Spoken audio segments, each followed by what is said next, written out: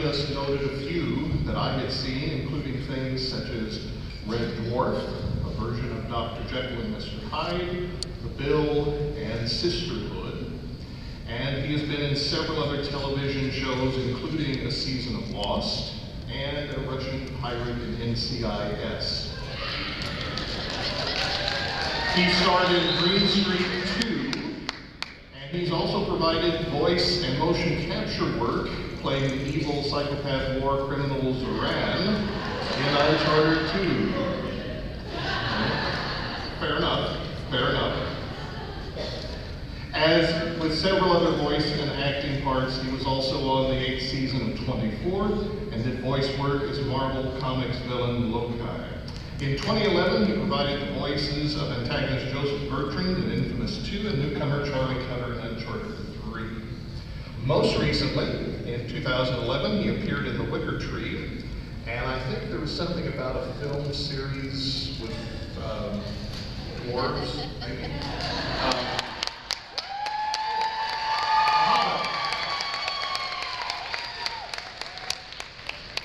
And of course, I think most of you know that in September 2013, it was announced that Graham McTavish had been cast as Dougal McKenzie.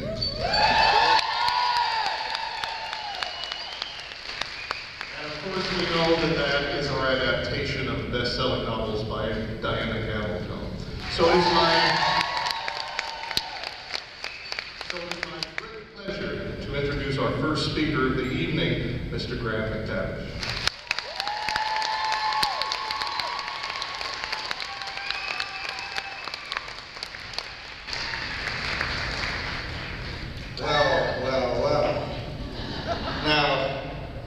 I really can say at this talk, unaccustomed as I am to speaking in public, because although I am an actor and I do a lot of things on stage and all the rest of it, it's been a very, very long time since I've been myself in front of a lot of people.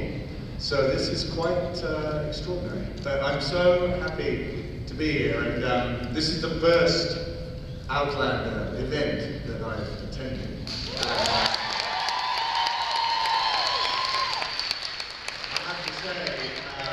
If the rest of them are anything like this, I'm going to have a very, very happy time. So, thank you very much for inviting me. It's been really lovely to come here and meet you all. Well, meet my lovely ladies at the table and meet the rest of you later on.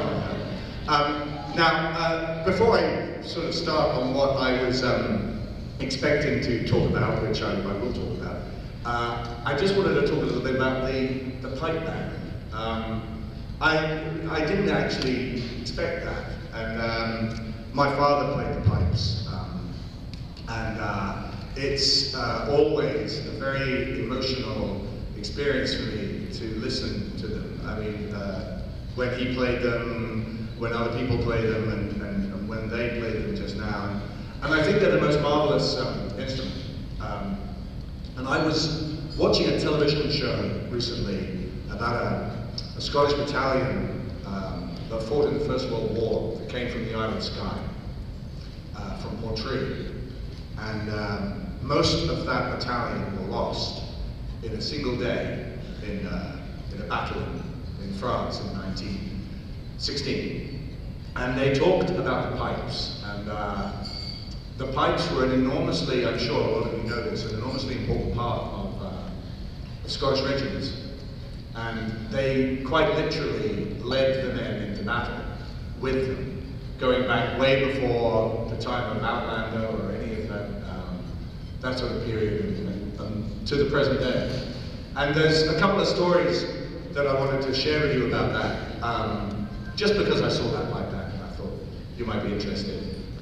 There was a piper on D-Day called Bill Fraser. And he was the piper for the commanders, the Royal Marine commanders that were landing, Lord Lovat's battalion on, I believe, Sword Beach on D-Day. And they were the first wave, and Lord Lovat famously wore, I mean, he didn't wear camouflage or any of that sort of nonsense. He carried a furled umbrella and a white Aran jumper, just to really stand out so that people could shoot at him. And he went on the beach, and it was their task to hold the beach until the reinforcements came.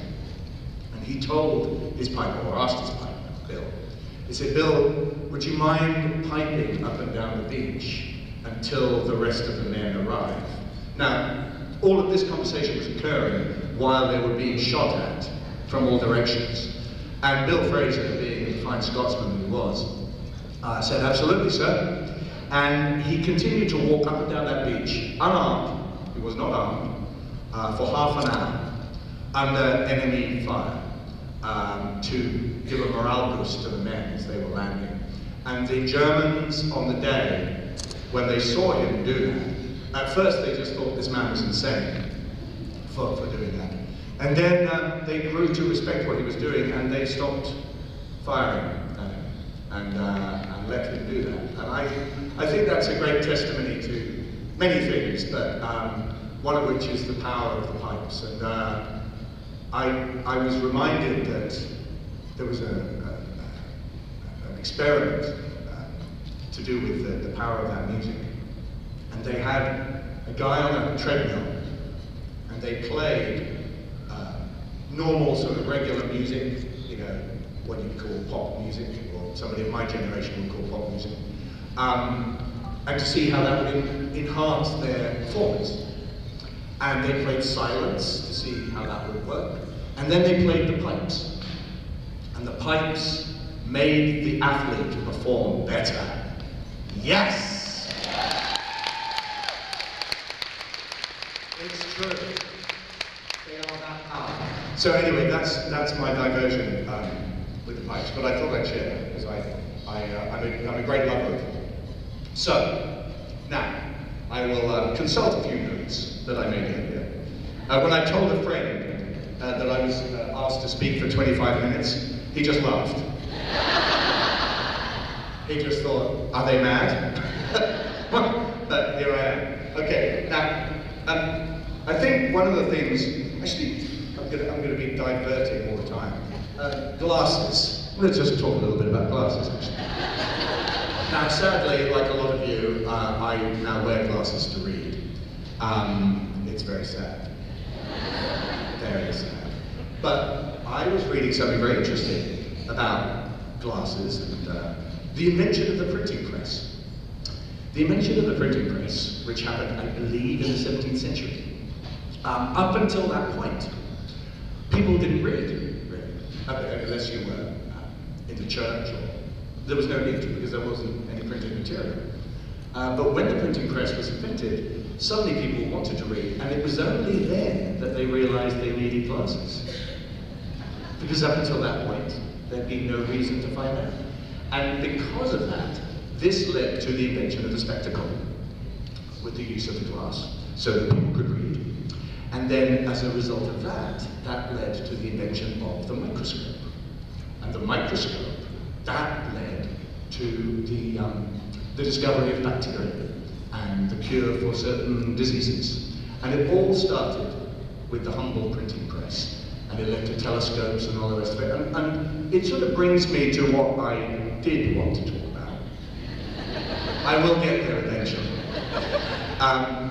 And it's really, it's like Claire in the books, really, that the paths that we take, and the paths that life takes, inventions if you want, the paths that they take lead us to destinations that we cannot foresee.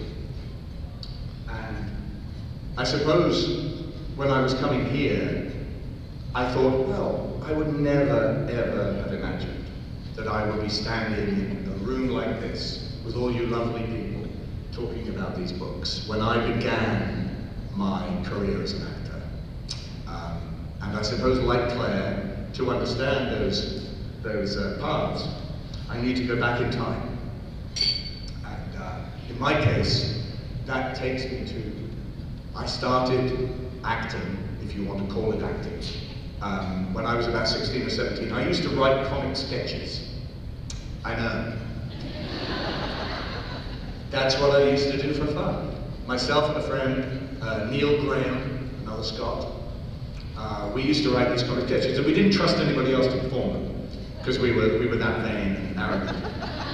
We just thought, no, nobody can do it as well as we could.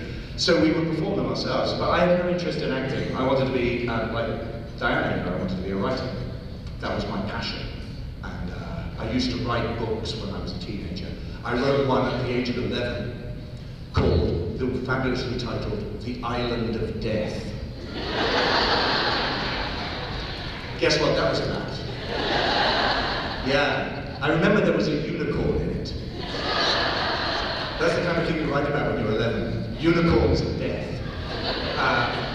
And I went on to write 2 more. And I believe the only people that have ever read them, because for some reason, I loved writing. I really loved writing. And you know, the last one, the 3rd one, was about 200 and something pages long when I was 14.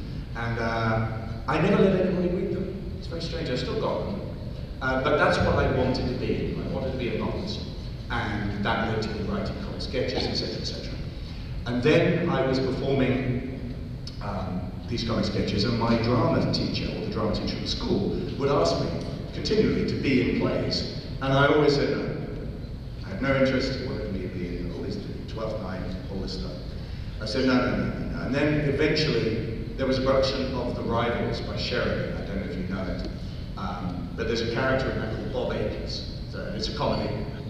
And he came to me, the teacher, and said, we really would like you to be in this play, because the actor who plays Bob Akins is ill, and it's 3 days before the show opens, and we need somebody to take over. And to this day, and this is absolutely true, I have no idea why I agreed. No idea. I suspect that there was a girl in the cast. That's more than likely.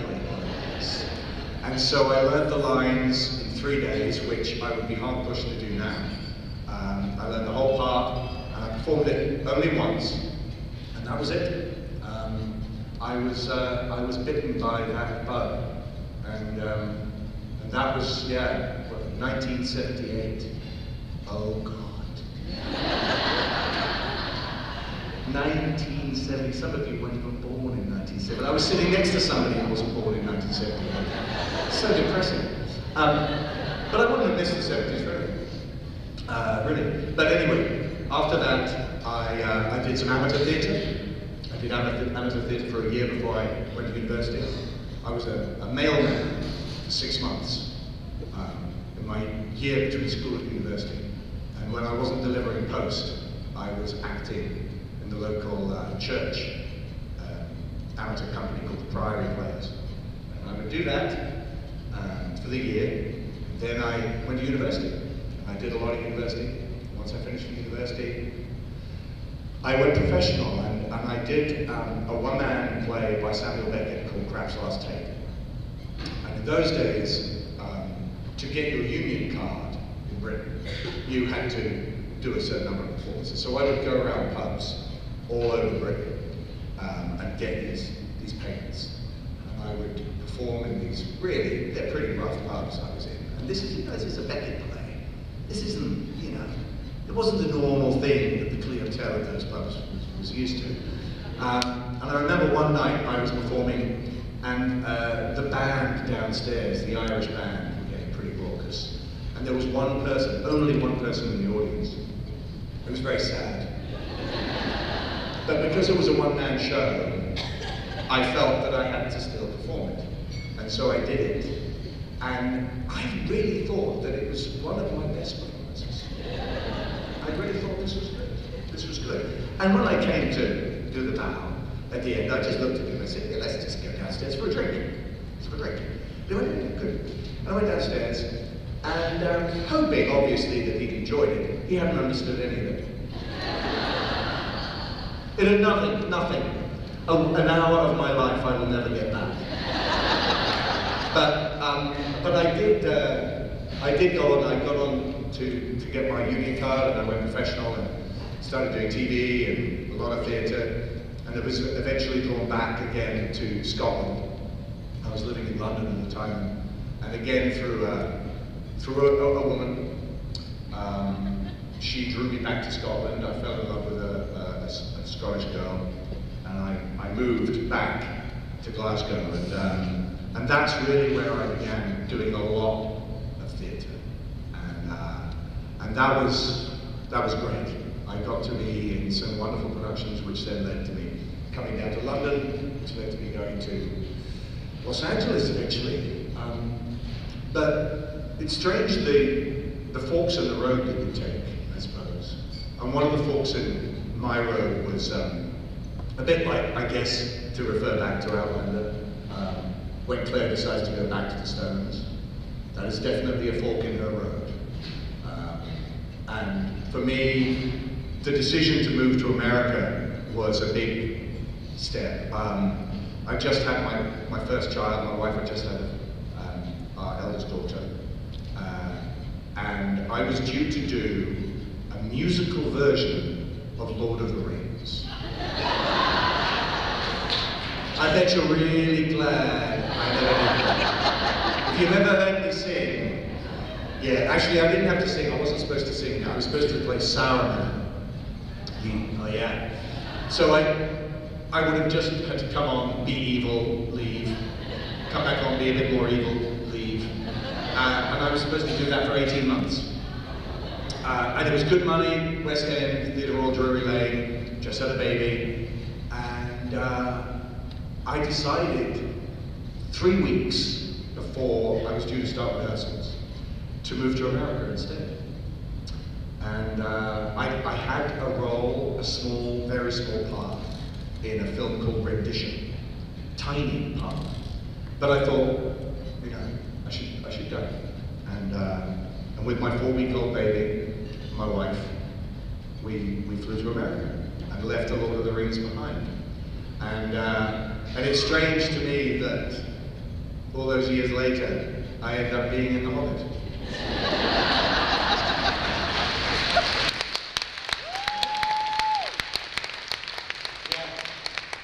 Life is very strange.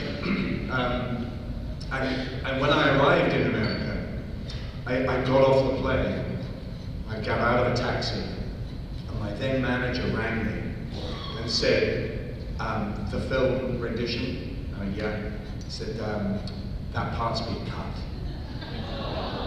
They cut the part. And I was standing there, I can feel it now, even as I was telling you this story. I was standing there thinking, oh my God, I've made the worst decision of my life. This is terrible. And I stood there and absorbed that news. And then a week later, I had an audition for Rambo. You know, I'd grown up with those films, so I was excited to have a meeting to go in. And I walked, I drove to the meeting and I sat down, and I was in this huge area. And normally when you're in LA and you go to these sort of things, the casting area is very small, kind of pokey, but this was very large. And I looked around and I became aware that all the posters on the walls were posters of Rocky, other Rambo films, and all this and that. I'm like, oh my God, I'm in his office. And I was looking around, and then this presence just loomed up next to me. And he just went, hey, how you doing?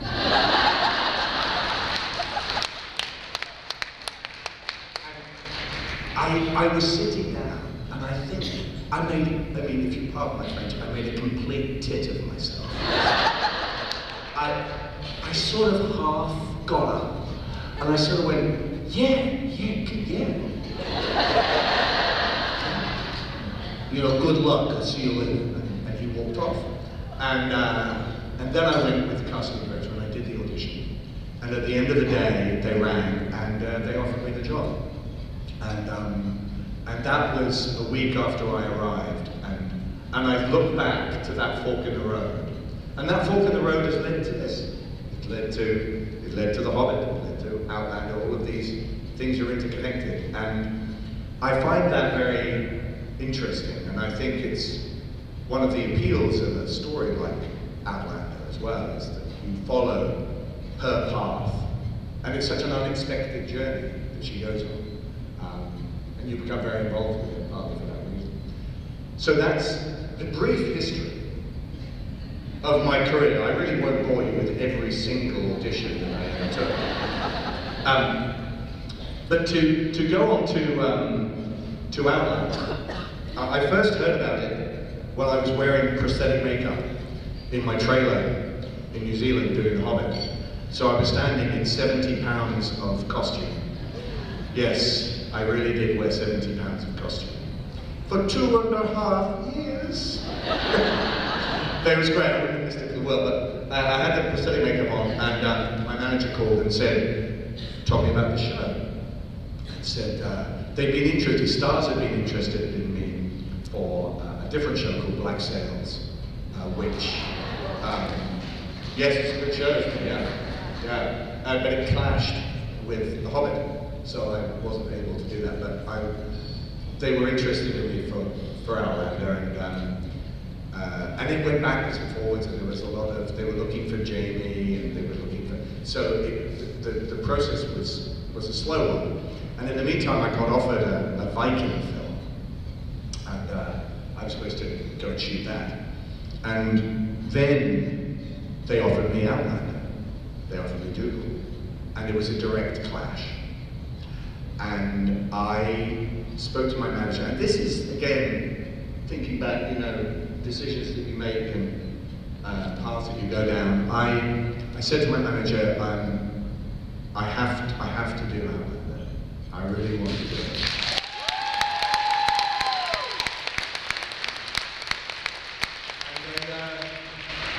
And to her credit, she made it work, and I gracefully and respectfully declined the Viking job and joined the Merry Band in Scotland, in Cumbernauld. And I mean, Diana's been to Cumbernauld. Have any of you been to Cumbernauld? No, nobody's been to Cumbernauld. Now, don't rush to go to Cumbernauld. There are many beautiful places in Scotland. Cumbernauld is not one. In fact, the motto of Cumbernauld is, what's it called?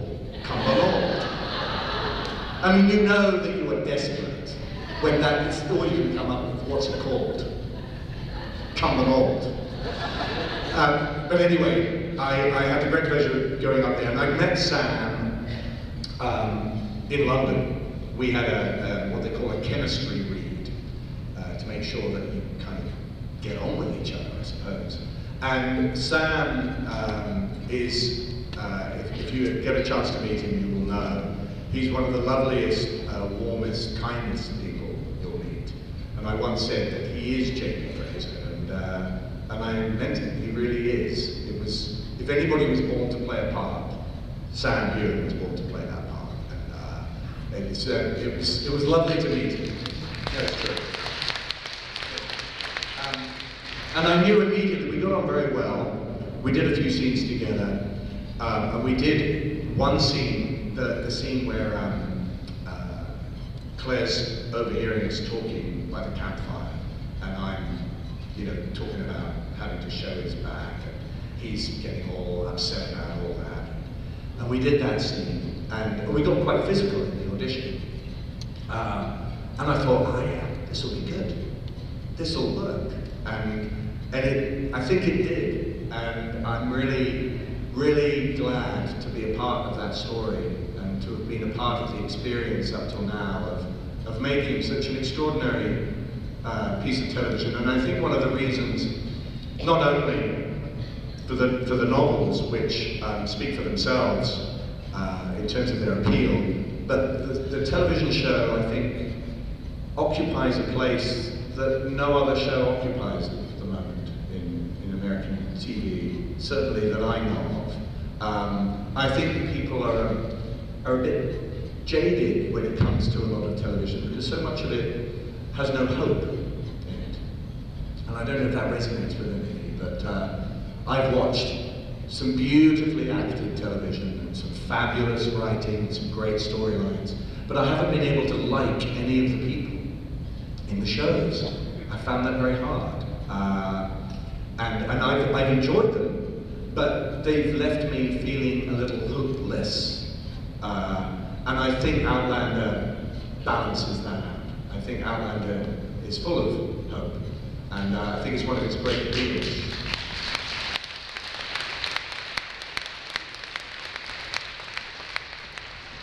Goodness me, I'm nearly out of time. I can't believe I've been talking for that long already. Now, I will try and just finish as quickly as I can with some thoughts about just the read-throughs that we've had.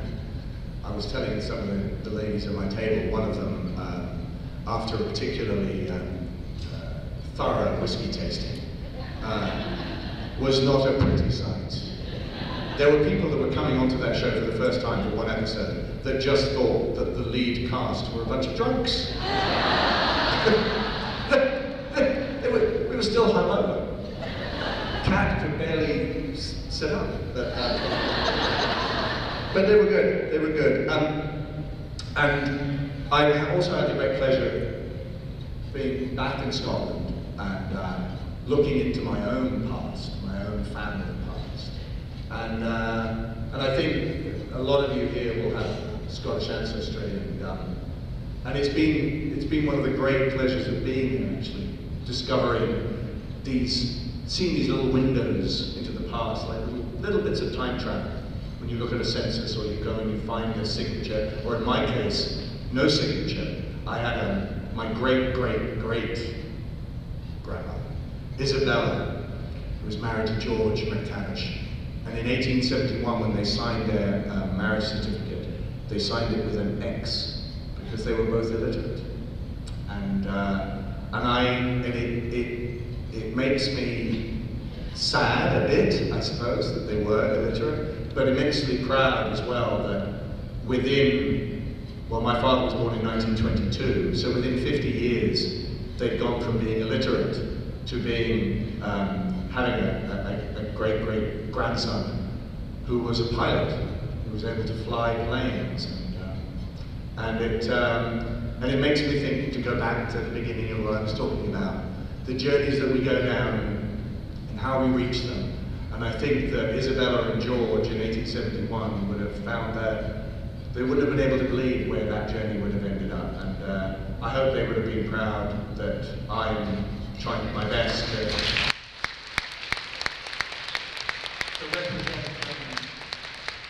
represent my country the best I can. But to conclude, I once wrote a play about Vincent van Gogh. Well, you call him Van Gogh here. But, and in Holland they call him Van Gogh, which is a little tricky to say. I mean, it sounds like it really. But I wrote a play about him, and there was a speech that came to me when I was coming here that I thought sums up really what I was trying to say. And this is, I wish I could take the credit for these words, but they are Vincent's words. I wouldn't want to take them away from him. And it goes along, he says, "Sometimes I feel I am a traveler going somewhere, to some destination. Like a one-way journey on a train. You go fast, but you cannot distinguish any object very close. And above all, you do not see the engine. In the same way, a child in the cradle has the infinite in its eyes. And that, for me, is one proof of a life beyond the grave." Thank you very much.